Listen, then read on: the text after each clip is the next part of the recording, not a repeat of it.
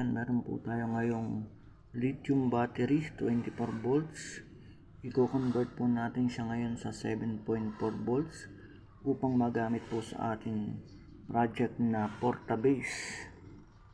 Yan po, at atin pong gagamitan ng tester para po malaman po natin ang kanyang output.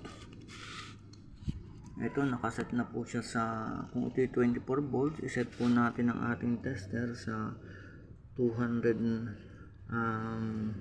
volts para hindi po masira ang ating kong gadget.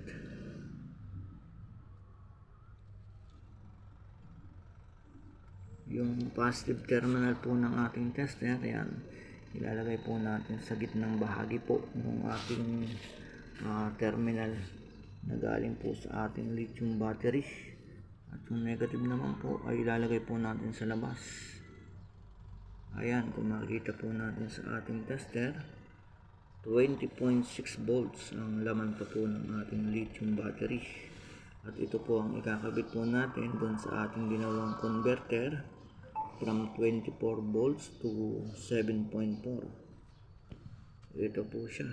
At ito po ay hindi ko na maipakita yung laman sa loob. At ito po ay binuo po natin kahapon.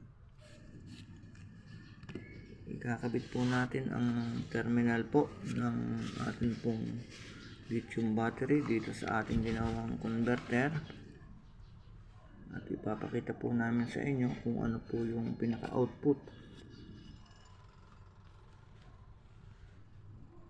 Set po natin sa 20 volts ang ating tester. Ito po, gaya po nung una, papasok po natin ang terminal positive po sa pinakagitna.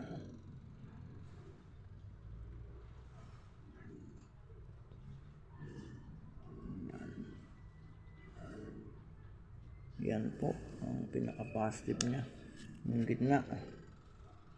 At yung negative naman po ay dito po natin ilalagay sa labas. Yan. Kung mapapansin po ninyo sa ating tester, yan po, 7.48 or 7.4 volts.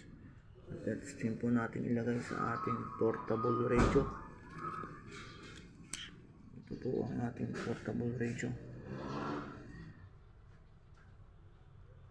Kinabitan po natin ang terminal para po dun ipasok yung ating pong pinaka-connector.